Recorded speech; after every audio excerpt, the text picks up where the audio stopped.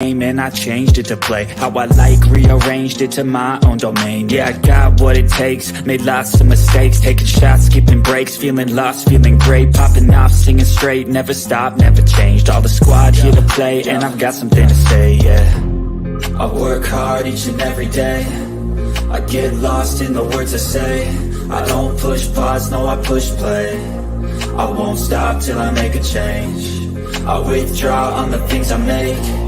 I turn flaws into flawless traits. I build tall, never capping space. I won't stop till I hear him say, Well, welcome back. Welcome back, Married at First Sight. This is our panel recap and review. And this is season 16, episode 18. What's our safe word? How's everybody doing today? Doing well. How about you? I'm great. Roro, how are you today? Fantabulous. I like that. Fantabulous. All right. Well, we'll go ahead and get started. There was a lot this episode. It seemed like, well, what did you guys, first of all, what letter grade would you give this episode? Let's start with Roro. I'm going to give them a flat out B. Okay, a flat B. All right. And you guys in the chat, drop down in the chat and let me know what grade you would give it this episode. Kimberly? I'm holding on to the B plus. I think they're doing good this episode. I thought so too. I would say I would agree with you. I would give them a B plus this episode. A little bit more going on. Some of the couples seem to be making progress, and a few maybe have hit a brick wall. But we're gonna get into that in just a second. So, guys, tell me, what's the weather like where you are right now? Beautiful. All right. Yes, warm, very warm, about 81 degrees today in North Carolina. Oh, nice. Yeah, we've got, let me see. Alexa is telling me it's 73 degrees. It's a beautiful day out. I got to church today for, communion, and then I went and got groceries and took care of some errands. So it's very nice outside. Very nice. How about where you guys are? Thank you. How about where you guys are? Put it in the chat where you are and what the weather is doing there. Yes, please do that. And while we're at it, guys, please thumbs up this video. That helps us stay in the algorithm, helps us get more new subscribers and members, and keeps us afloat. Oh, hey there, it's J-Dub. Good to see you. Yes, I appreciate you being here so much. Thank you. Hey there. Hey, Monique. Yes. Welcome in. That's our member and moderator extraordinaire. I appreciate you. Yes. So we'll go ahead and get started with no further ado. Let's see. Our first couple this episode, we voted for that had the least amount going on this episode. Okay, here we go. This couple here. That's Jasmine and Eris. We saw this episode. What did you guys think? They were just getting back from the retreat, the break that they had with everybody, and Jasmine decided to go with Gina and meet with an instructor to learn some pole dancing moves. What did you guys think of that? I loved it. I thought it was great, something different. I'm all about an adventure, trying something new. And I thought they did good. I thought the girls did good on the pole. Yeah, They did. Yeah. I was wondering how much experience had been involved prior experience. Especially Gina. She really seemed to have that twerk thing down. Yes. Yeah. But a great instructor will help. I've been before and had a good time with the ladies. And so I guess the instructor did her job. Go ahead, Kimberly. Ooh, go ahead, Kimberly. Twerk. Work.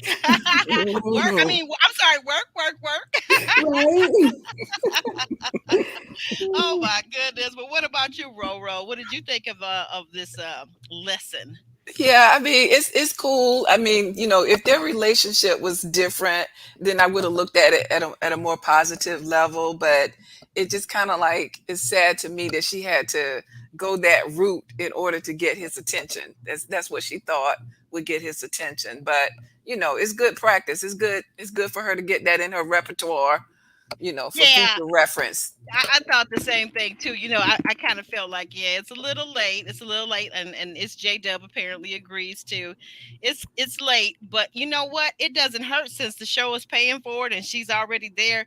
I thought to myself, you know what? Go ahead and have fun and get ready for your real husband. Yeah, Mhm. right. That's what I meant. Ah, oh yeah, that's a good question because I was wondering. J Dub says, I wonder if Gina minded Eris being in the room while she was twerking. Somehow I kind of doubt it. What do you guys think? Thank you. I Yeah, agree. I don't think she yeah. would. She minded. I don't think she didn't like it, but she didn't know they were, yeah, because she probably didn't know he was there at first until they turned around and saw him. You But know, when she saw him, the question is, what do you think? Did she mind or not? yeah, I think she did mind. She probably didn't want him to see that. Ah, okay, okay, yeah, I thought too. Yeah, I said, why didn't the producers just wait? They knew they already knew he was coming in. Why didn't they excuse the other two ladies out the room? Because I don't know who it was that said. I said it looked like he was looking at somebody else's rump and not his wife's. And was that the instructor Roro? Probably was. I mean, I did like her outfit. I loved it. Yes, that fish net. Oh yeah, I thought Yeah. that was hot. I'm like, okay, would they put that in the credits where I can order that? Whoa. Ah, gee, Actually, Aubrey. Ooh. girl, yeah. Who? What? I'm a human being. J Dub says, I think Gina was worrying about having non-athletic About being not athletic athletic. body. I don't know. You know what? The more I look at her, she actually has a cute figure. I mean, Yeah. I think it's all about everybody has preferences, and we're gonna talk about preferences later on. Bus drivers, non-bus drivers at 7:15. By the way, guys, so be ready for that. Awesome. But we're gonna Yes. talk about preferences. But I know everybody has body preferences in terms of body size and what they like or what they prefer. But actually, all in all, Gina has a beautiful figure. She has a nice figure. Hmm. All the women I think this season have their own pluses, in terms of they look good. If you like a little thicker, if you like a little thinner, like a Jasmine, I mean, it's just all in your preference. Hey Wes, what are you saying? If Jasmine Ooh. will pounce on Eris like a cheetah on a rabbit, then I'm sure he wouldn't put up much fight. She needs to. Okay. Okay, I didn't see that part till I got to it. You know what, Wes? I'm gonna stop putting your comments up on the I screen. wasn't You ready, are but I ruining my P. agree. You are ruining my PG-13 rating. But yeah, if she wanted to, and I think if she had done it in the early days, I'm kind of like, it's J Dub is kind of late. I don't know. I don't know what you guys think, but I would have preferred as a woman. I would have preferred him to be more the aggressor. What do you Right. guys think? Oh, Right. But yes, for he's like sure. that broken record. He needs her to continue to speaking up. That's her at her best self. Continue to speak up, continue to speak up, continue to chastise him, which is to me utterly ridiculous. But, Does he you need that? He seems like he needs like a mother figure, huh? Is that what it is? right. Or somebody to correct him, to punish him, to chastise him, Ooh, ooh. to slap him. Well, well, while we're at it, let's just move on over to that scene. So we see them later on in the bedroom, and she has the handcuffs with the little fur around it. She handcuffs. Well, first of all, I think he massages her feet. Uh, okay. Any comments on the foot massage, guys? What did you think of that? Oh, good. I love a good foot massage. The commenters made sure to note that she could use a little lotion on her feet, but I think it was a nice gesture. Go ahead, Eris. It's like he knows what to say. He kind of knows what to do, but it's just something about that man that I'm still not up for. Yeah, he's a little to me perverted. A Hmm. little bit, yeah. But Yeah, I he's a little mean, perverted. He's a little bit, but he did seem to be softening in this scene. Did anyone else see that, or was it just me? Yeah, Yes, a little, he you was. know, to he's softening to her being more inclined to be a little freakish. Ah, okay. Well, you know what? The thing of it is, I got her in the beginning, like when he was just on the honeymoon and all the sex of it all, the hot and heavy time and the favorite positions. But the thing of it is, when you stop and think about it, they are married. Okay, Hmm. it's not like apparently she's not a virgin. She's lived with somebody for 4 years before prior to marriage, even though she's a church girl, right? So there's a little Right. bit of a conflict of interest there, but whatever. But you're married to this person, so when are you going to apply yourself? Or if you feel like he's just not, he's playing games, then let us know. Let us know. Send out some smoke signals or something, because this couple actually, they usually kind of wear me out, but at least this episode I will give them credit. I don't know, uh, I will give them credit. They were having fun. They were having fun this episode, so I really enjoyed that part of it. Me Uh, too. I'm glad they finally got to get to the basket too, the intimacy basket. Hmm. yes. Okay. Was that what it was? That this was the basket that came to them earlier? Is that what it was? Yes, the when Okay. they did the foot massage and the back rub and the feather, the other couples had it a few episodes ago. I was Ah. wondering if that was the same basket. I thought it was something different, but okay. Nope, same. The feather, the back Ah. Okay. thing, yeah. Thank you, The Kimberly, for playing. handcuffs. Thank you for paying close attention and keeping us on task, because I was wondering that thing too. I was like, well, didn't they have that basket already? But I guess they reserved it until they felt like they were more comfortable. Mm-hmm. Okay. That makes Right. sense. Okay. So we're going to move on to our next couple. Our next couple is Clint and Gina. Clint and Gina. What do we have to say about Clint and Gina? We saw Clint finally go to get what, after maybe several years, he's finally getting his first professional haircut. And that is amazing, the difference in cultures and races that Caucasian men go and get their haircuts professionally so infrequently, some of them, as opposed to black men who typically go get their hair cut every couple of weeks or even every week. That is so interesting. But what do we think, guys, about Clint's haircut? Did it turn him from Jesus to Brad? Was it Bradley Cooper? Well, I don't think he was Jesus in the first place, but anyway, I I I thought that it was an improvement. I think it's something that he really needed. He kind of needs to be kind of like, shaped up, and I was thinking that it would probably, ignite a little spark between him and Gina, because that's what she's been wanting to do. So hope, he looked better, but I didn't really Mm-hmm. like them slicking it back. The style that they put on him, I didn't like that slick back thing. To me, it Yeah, looked Yeah. I just like agree. like a wet duck. Yeah.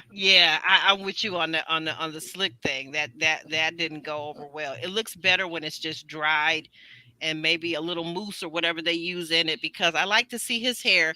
I love to see the highlights in his hair, the blonde and the red, but not with the mousse or with the slick back and the gel. It makes it look like it's darker, which I didn't really care for. What did you think, Kimberly? Mhm. I love a well-groomed man, so it was nice to see, him go to the barbershop instead of doing it himself, get a professional cut. But I'm with y'all. I didn't like the slit look. Would like for it to be more flowy, like it normally is. And it was funny at the end when he tried to touch it, and it was like it barely moved. And I was like, Ah, yeah, I don't know if Clint is going to be into this look. But I did notice that the barber said before he cut it, he was like, would you love him if I cut it all off? And Gina just answered, she was like, I'll go with either one. But I was like, where did this love word come from? Did Gina mm. tell them that she was in love, or is she playing it up behind the scenes? I doubt Ah, it. yes, probably the play up, because I don't think she has any kind of such warm Mm-mm. feelings about Clint at all. No, not Right. for the L word anyway. No, not for the L word. West says I don't blame Clint for not going to the barber on the regular. Typical haircut costs $50 nowadays, and you're lucky if the barber gets you in on time. Oh Yeah. wow, who knew? Oh Ooh goodness. wee. Mm-mm-mm. Clint was a hot. Yeah, he was. I liked his Mm-hmm. hair long. I thought maybe it could have did some shaping up, and yeah, I liked it. I liked it. Yeah. I did like it. The only thing else too, I would say, is like his beard, like around his neck, where the chin and the neck meet. It just need to be cleaned up or lined up. I guess we would say, right? There you But go. Yeah. what guys? What did you think about Clint taking Hank out for a bromance and for some dog ice cream and for his cappuccino, his cold cappuccino? What'd you guys think about that? I loved it. I Mm-hmm. loved it. I think it is, good to see a person and a pet interact and get along, so well with each other. I think they have a good bromance, as he called it, going. Hmm. They do. Yeah. They do. They do. Yeah. What did you think, Kimberly? Did you enjoy it? I thought it was so cute. Yeah, I agree. It was cute, a nice gesture. Seems that Clint is giving all his affection to the dog, and I wish that Jeannie would just let him, allow him to give her that same affection because you can tell he wants to. Kind of like the conversation he had with McKinley. He said he brushed up against Gina by accident and then just started apologizing, overly actually apologizing because I guess he knows that Gina doesn't want that. But you could tell that he could be very affectionate. I think so too. I absolutely agree with you on that. I think he could be very affectionate. Yeah. Um, let's talk. Let's stay a minute on this conversation. So McKinley and Clint were having some guy time together. I think looked like they were at the maybe at the apartment gym or something like that, right? Hmm. Yes. I have a problem with McKinley because McKinley is nobody's friend. Because we're gonna Yeah. find out that he slid into Gina's DMs. It looks like on the next episode, and this has been, they've been showing this same clip repeatedly throughout the season, right? Hmm. But Right. but Kinley is nobody's friend. I just wanted to shoot daggers when I saw the two of them talking, and I wonder how Clint is going to feel when he finds out that, regardless of whether things worked out between the two of them, there are more than enough women in the world for you to go after somebody else and not your friend's wife or ex-wife. Yeah. Yeah. That's a snake move. Very much so. Hmm. Very much so. Hmm. So yeah, he can't be trusted. No, he can't be trusted. And I want to say this too to my audience, the everybody that was trying to talk about Dominique was so immature. Maybe what Dominique saw is what we're about to see next week. Maybe she saw that her husband was a snake. Maybe she felt that he was more attracted to Gina than he was to her. What about that? Yep. Could be. Yep. I mean, I think that Dominique was very mature in her decisions in the marriage, and I've never considered her to be at fault for wanting to end it. There had to be a reason, and obviously she saw it. We don't know what he was saying or doing when the camera wasn't there. We Hmm. saw enough. To me, we saw enough when the cameras were on. That was enough for me. But just imagine Hmm. how much it was when the cameras weren't there. You mean with Dominique and Mac in their Yes. relationship, in their marriage? Okay. Yes. And this is an interesting. Thank you for that, Rora. I agree with you. You're And this welcome. is an interesting comment that D makes because I absolutely agree with her. Not only did he cook for Gina, take care of Hank better than Gina, but he also got his hair cut for Gina. He does so much more for her than she does for him. Yeah. Great point. Exactly. Yep. Mm-hmm. Mm-hmm. Right. Excellent point. And let's see, was there anything else I think between these guys that we wanted to bring up between Clint and Yeah. Gina? I wanted to Oh, point oh, out how they go ahead. Go ahead. how they met with Pastor Cal and Yeah. Dr. Pepper because they didn't do any of the activities that were suggested. And to me, I don't know, I was disappointed. I thought they would at least try to do the Mm-hmm. activities. They claim, they didn't have time, whatever. Like Dr. Mm-hmm. Pepper said, you make time for what you wanted. And if she would have offered a bonus, they would have jumped on it. Clint agreed. But I was just disappointed to know that they hadn't made any progress towards growing the intimacy. Right. Right. And not only did they not do the projects, but then Gina turned around and literally threw Clint underneath the bus and accused him of not trying to treat her Mm-hmm. like a wife Right. when she was the one who wanted to be separated. She was the one who tried to end the marriage before, and she's not even behaving as if she wants to be treated like a wife. So now what is this about? He's not attracted to her. He's not trying to treat her like a wife. I think that she just really didn't want herself to look bad, so she tried to set him up. Yeah, she did. I think she absolutely threw him under the bus. And it's always, what Clint isn't doing and how Gina isn't feeling. But one of the things I think there's a necessity to understand, and I actually thought Gina was mature enough coming into this in her mid late 30s. I thought she was mature enough to know that sometimes, just like with work, you have to do what needs to be done and then worry about the feeling later. Like, if your bed needs to be made up, the dishes need to be washed and put away, if the floor needs vacuuming, sometimes you have to create the space and do the things and the steps, especially if you got so-called experts that are giving you steps to take. And you mean to tell me you invite them over, they come over to help you out, and you don't follow one piece of advice that they give you? Seriously? Right. It's like a Right. slap in the face for them. It is. And it's like the other part of it is it's like it's honestly showing that you're actually not trying. Right. Well, I don't blame them for not watching Driving Miss Daisy now, but everything else. Well, now you know what? I would agree with you, Roro. Let me say this. I would agree with you if they were African American, but since they're not, I don't see what the problem with them watching Driving Miss Daisy would have been. Mm, mm, I'm sure they sat up, the two of them probably sat up and watched various things on television within that week that they had, or week or two since they saw Dr. Pepper last. They sat up and watched various other things on the television. So why not do what she asked them to do and fulfill the requirements of the homework? Now, yeah. whether you get something out of it, then like Dr. Pepper herself said, let that fall where it may. But at least you did what you were supposed to do. Yeah. You I know, so guess. Yeah. I'm not excusing them on that. I'm sorry. I'm just not going to excuse them. And I feel like more to the point, Gina is the one that really doesn't.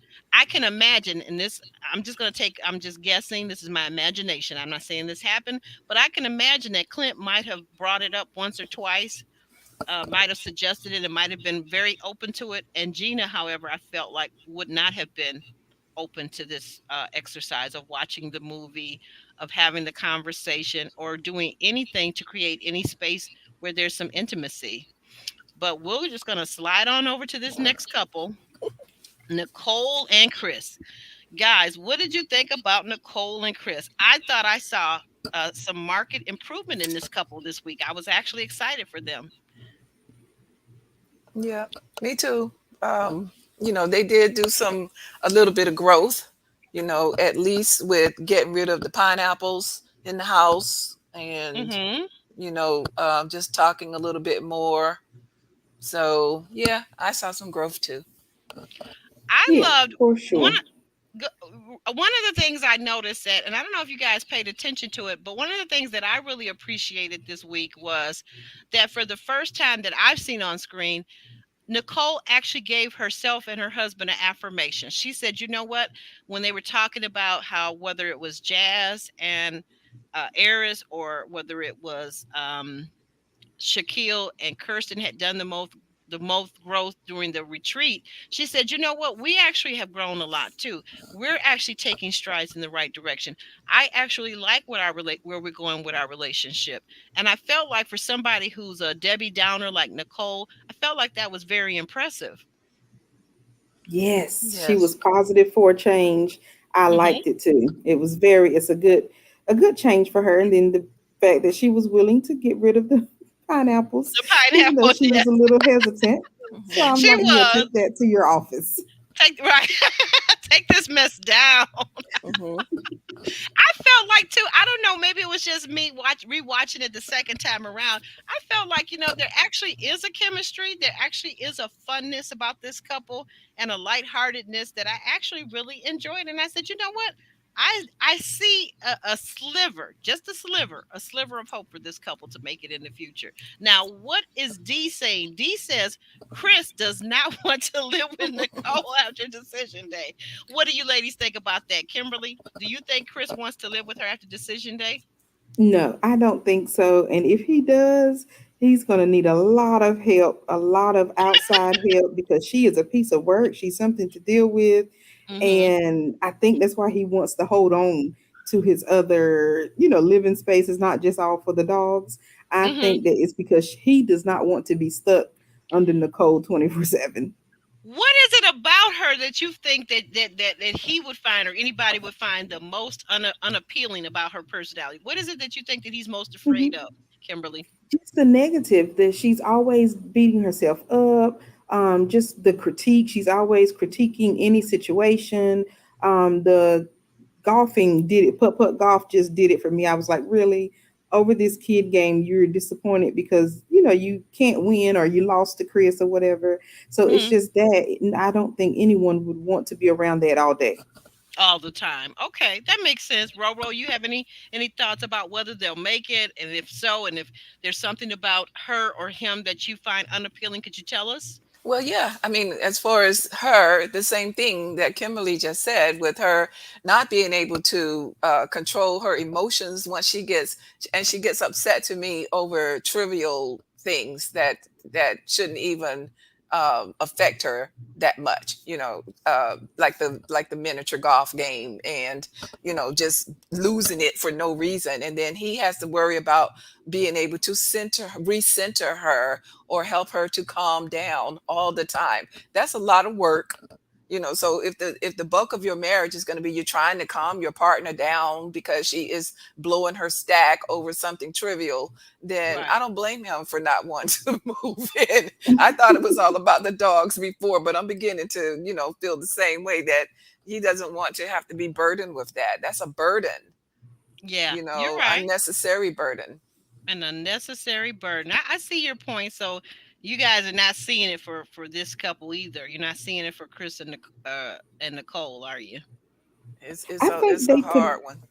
I think they could work. I've been saying from the beginning because it's like I don't know. They kind of even with Chris, he is not the most secure in my opinion either. So I No. think they could work, but they're going to need a lot of therapy. Okay. And I think they Okay. could say yes. I could see them saying yes and just trying to stick it out. And stick it out. Yeah. It seems like for Chris, though, as much as we kind of see things about Nicole's flaws, it seems like for Chris, this is like the best relationship he's ever had thus far. Exactly, and That's that's sad. scary. That's sad. If that's the case. But now my fear is in saying that I feel like there is a sliver of hope. But my fear in having said that though is this is that he's getting the best of Nicole because the cameras are there. So what's she gonna be like when the cameras aren't there? Yeah. You Yeah, know? a Yeah. hot So mess. hot mess. Okay, and finally to our last and most interesting couple this week, we move on to Kirsten and Shaq. Oh my, oh my. where where do I begin with these two? We see Shaq and Kirsten having conversation. I think there was actually even some shoes being slipped on her feet. Oh yes, that's the beginning. I don't know what it is about these producers that they think that is something so wonderful about Kirsten's feet that Shaq should always be putting her shoes on for her, like she's a 3-year old or something. I don't know, but we saw them very snazzily dressed in their royal blue, and they head out the door from their apartment. And they head to church. Um, Kimberly, what happened when they got to church? Did they get a good sermon? No, it was empty. The It was church an hall was empty empty. church. But they did have conversation, and I think that was good. Not sure why they had to do that in a church, but they did talk about their faith and keeping God in their relationship, which is very important for me. And so I like that they bought that on TV and stuck with it. And looks like, they could grow and have something more if they keep God at the center and then also take the advice that they're receiving from others. Mm-hmm. Okay. Okay. And what about you, Robo? What did you think since they didn't have a sermon at Mhm. church? Did anyone notice, Robo? Did you notice that while he kept speaking and we, they're filming them talking, he kept looking down, and I kept looking, but the pew was blocking my vision, my line of vision and sight. Was he looking at the phone? What was he looking at? I'm like, what? What in the world? Why is he not looking in her eyes? There's nobody else around. Why is he looking Right. down the whole time? Yeah, he was probably looking at his script. I hollered. Oh Lord, not the script, not the Yeah. script. Yeah, he was Oh probably looking Lord. at his script that was on the phone. He was scrolling that script. But I believe the same thing, that there is hope for them if he can just stop being so insecure and bugging her and harassing her about meeting her father, and having more interaction with her family. Just concentrate on the two of them for now. Concentrate on you and your wife for now, and then let the family situation come more organically, you know. That's what I was wondering. Thank you, Robert. That's an excellent point because that's something that comes up in the scene after that, where we see them back at the house, and he is just pummeling her about, well, where's your family? Why haven't I met your father? And this, and the third. And I'm thinking to myself, okay, while it's nice and it's important to meet someone's family, dude, you are not married to her mother. You are not married to her brother nor her father, and none of them can help you make this marriage work. Why don't you focus on what's at hand? You're like in your head too much.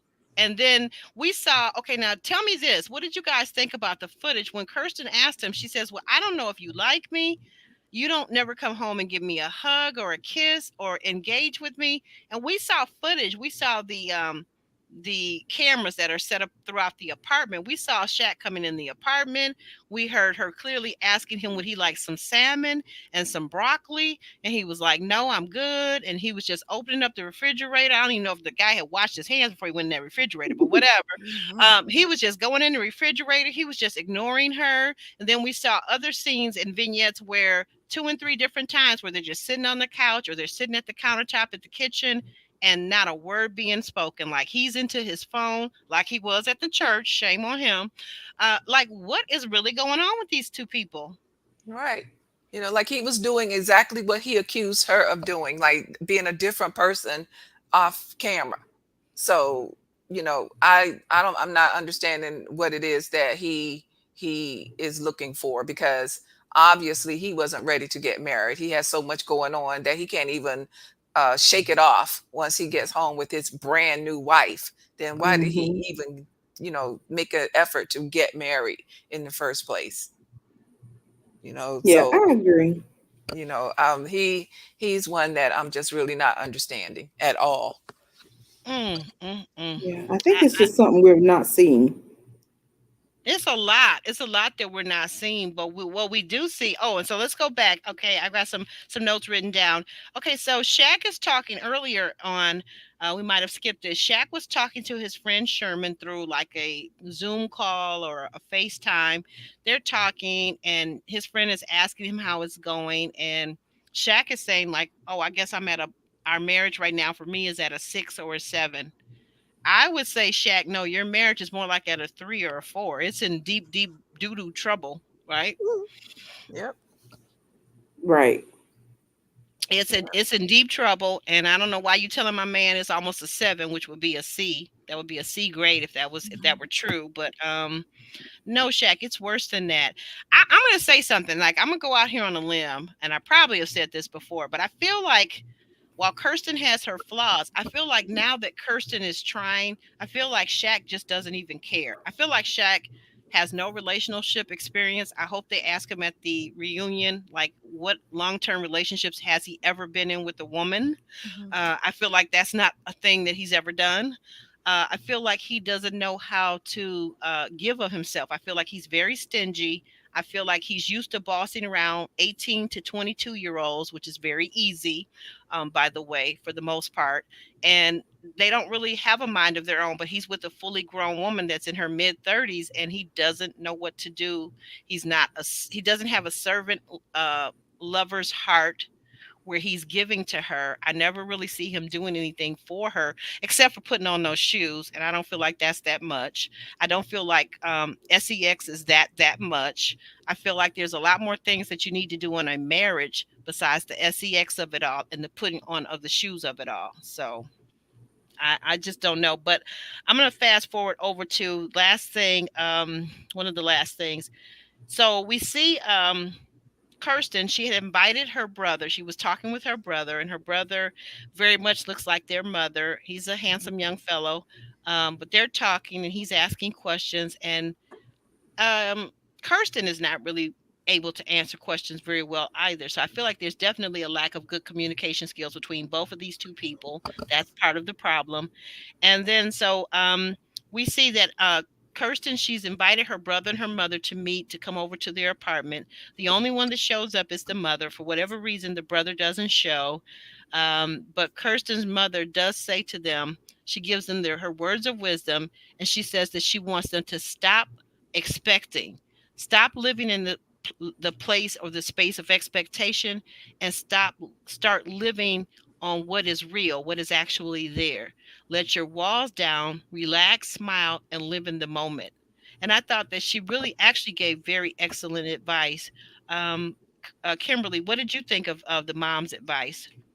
Oh yeah, I agree. That was great. Well, great point about the expectations, because I think they should just let it flow, and that's what I was saying earlier. If they take the advice that they are given, I think they could work. I could see this relationship growing, and then them just being, a good couple. The bond can grow, the intimacy, of course, but that communication thing, like you said, is just not where it should be. And I think the mom would be able to help them in that area too. I like the side that Kirsten's mom took versus Shaquille's mom. I did not like the way Shaquille's mom seemed to have attacked Kirsten the previous episode, but Clap. Yes, yes, yes. I think, Tell it, yeah, girl.